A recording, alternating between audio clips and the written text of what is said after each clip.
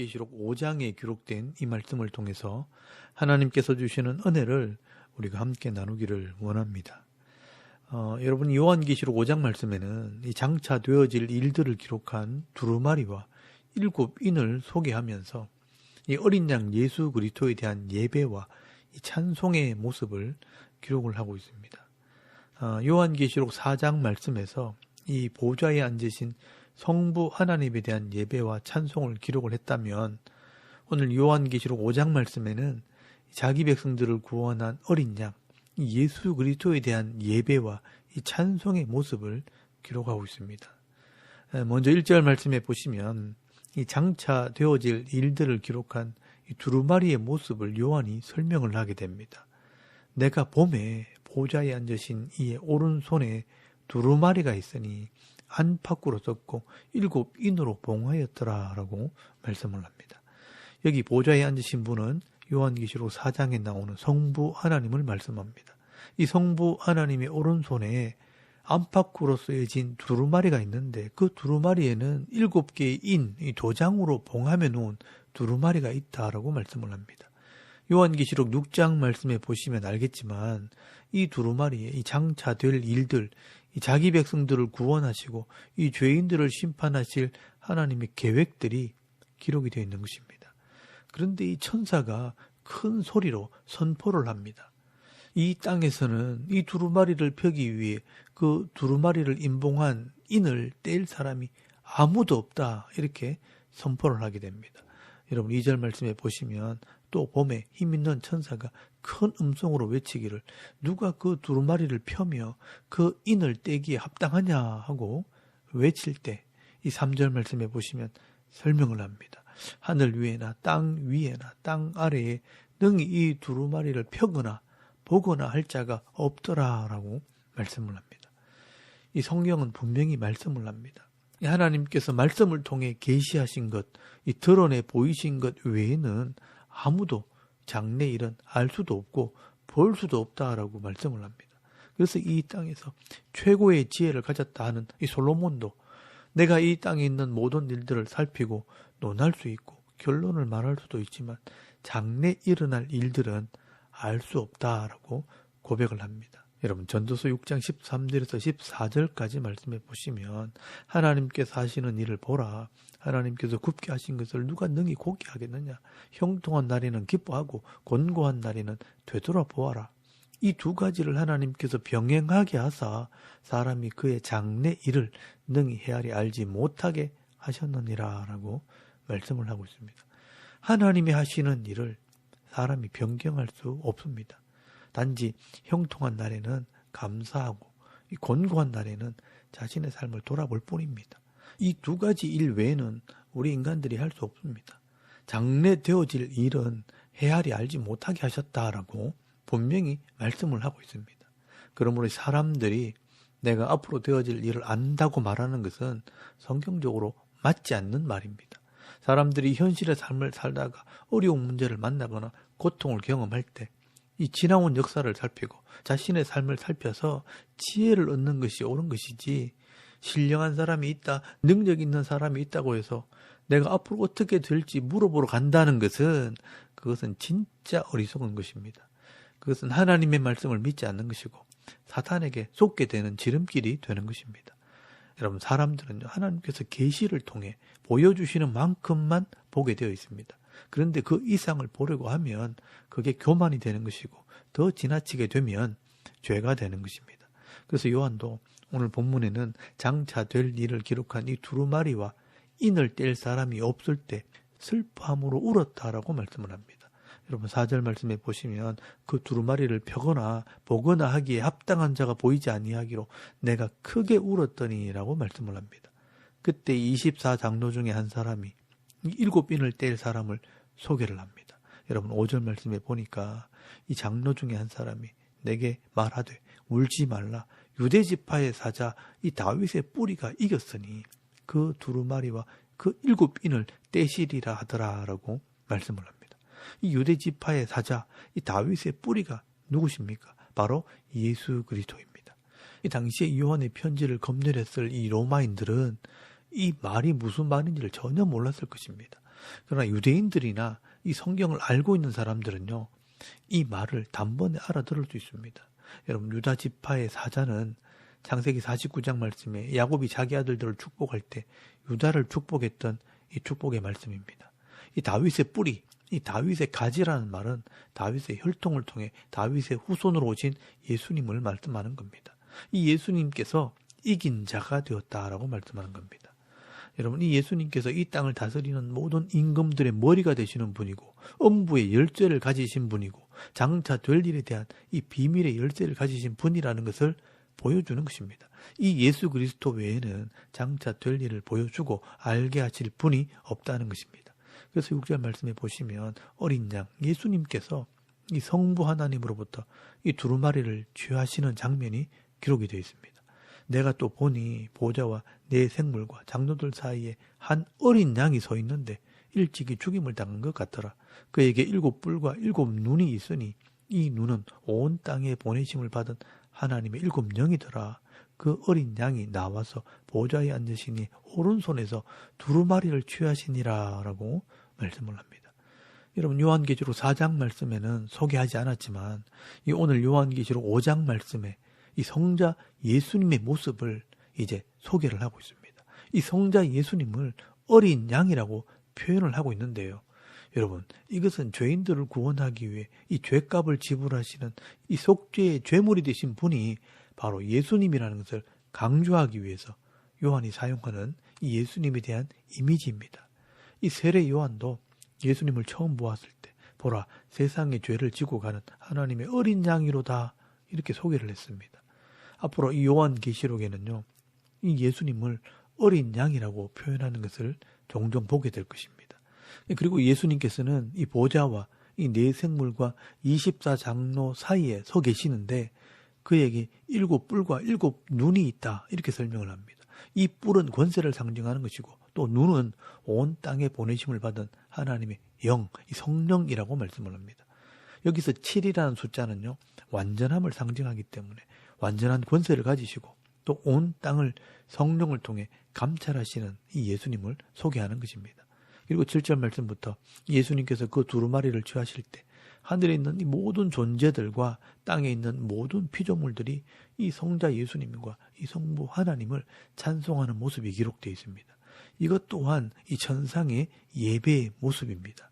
여러분 8절 말씀에 보시면 그 두루마리를 취하심에 네 생물과 24장로들이 그 어린 양 앞에 엎드려 각각 금은고와 향이 가득한 금 대접을 가졌으니 이 향은 성도의 기도들이라 라고 말씀을 합니다.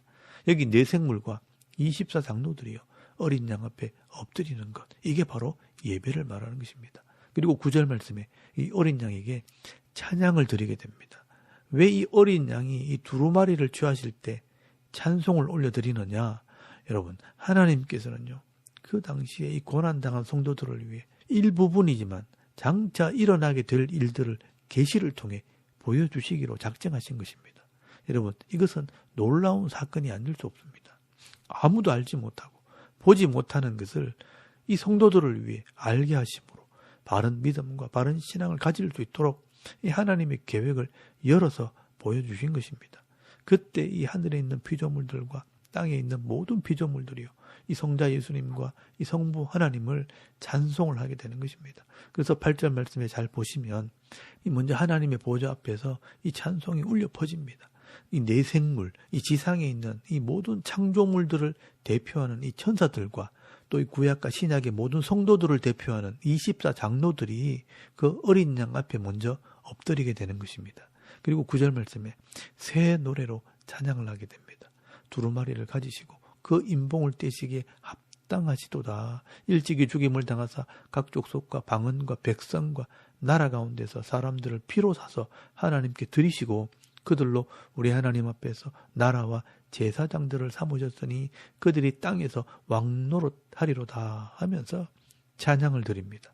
여러분, 이 찬양의 내용을 한번 잘 들어보시면요, 예수님께서 십자가에 죽으심으로 온 땅의 백성들을 피로 사서 구원하시고 하나님 앞에서 나라와 제사장으로 삼으시고 땅에서는 왕노릇하게 하셨다라고 노래를 하게 됩니다.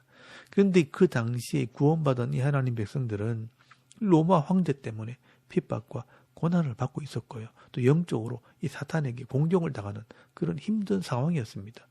그래서 이 천상에 있는 이 존재들이요, 이런 성도들을 위해 이 두루마리를 열어 보여주시는 것이 합당하다 하면서 노래하는 것입니다. 그래서 앞으로 이 성도들이 승리하고 진짜 왕노릇하게 된다는 것을 알게 하기를 원한다는 것입니다.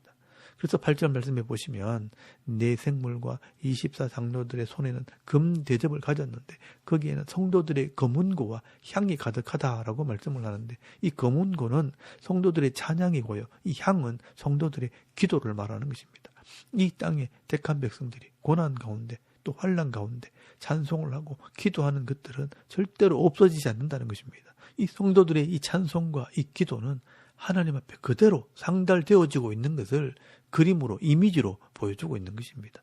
그러므로 이 성도들이 하나님과 어린 양 예수님께 드리는 이 합당한 찬양들과 또 이 기도들은 없어지지 않습니다. 반드시 상달되어지고 연락이 되어지는 것입니다. 여러분, 오늘 우리가 이 하나님을 찬송하고 기도하는 것들이요, 우리를 구원하신 주님께 상달되어지고 있다는 것을 여러분 이 말씀들을 통해 믿을 수 있기를 바랍니다. 그래서 우리가 기도할 때 욕심으로 기도하는 것이 아니라 이 하나님 말씀대로 기도해야 합니다. 이 하나님 말씀대로 기도하는 그 기도가 반드시 응답이 되어지는 것입니다. 그리고 이 찬양들은요, 여기서 끝나지 않습니다. 하늘에 있는 천군과 이 천사들이 함께 찬송을 하게 됩니다. 여러분 11절 말씀에 보시면 내가 또 보고 들음에 보좌와 생물들과 장로들을 둘러선 많은 천사의 음성이 있으니 그 수가 만만이요 천천이라 라고 말씀을 합니다. 이 보좌와 네 생물과 장로들을 둘러싼 이 모든 천군과 이 천사들이 하늘에서 찬양을 드립니다. 여러분 12절 말씀에 보시면 큰 음성으로 이르되 죽임을 당한 어린 양은 능력과 부와 지혜와 힘과 존귀와 영광과 찬송을 받으시기에 합당하도다 하면서 찬송을 드립니다. 이 성자 예수님에 대한 찬송입니다. 그리고 13절 말씀에는요, 이 땅에 있는 모든 피조물들이 이 찬송을 듣고 화답을 하게 됩니다. 여러분 13절 말씀에 보시면 내가 또 들으니 하늘 위에와 땅 위에와 땅 아래와 바다 위에와 또 그 가운데 모든 피조물이 이르되 보좌에 앉으신 이와 어린 양에게 찬송과 존귀와 영광과 권능을 세세토록 돌릴지어다 하면서 찬송을 합니다. 땅과 하늘과 바다에 있는 이 모든 피조물들이 성부와 성자 예수님께 찬송하며 화답을 하는 것입니다. 그리고 이때 14절 말씀에 보시면요, 이 찬송을 들은 이 천상에 있는 존재들이 또 화답을 합니다. 네 생물이 이르되 아멘 하고 장로들은 엎드려 경배하더라 라고 말씀을 합니다. 하늘과 땅에 있는 모든 피조물들이 창조주 하나님과 구원자 되시는 이 예수 그리스도를 높이고 찬송할 때 천상에 있는 네 생물과 24장로가 아멘 진실로 그러하다 하면서 엎드려 경배하게 되었다, 예배했다라고 말씀을 하는 겁니다. 여러분 이것이 바로 천상의 찬송과 예배의 모습입니다.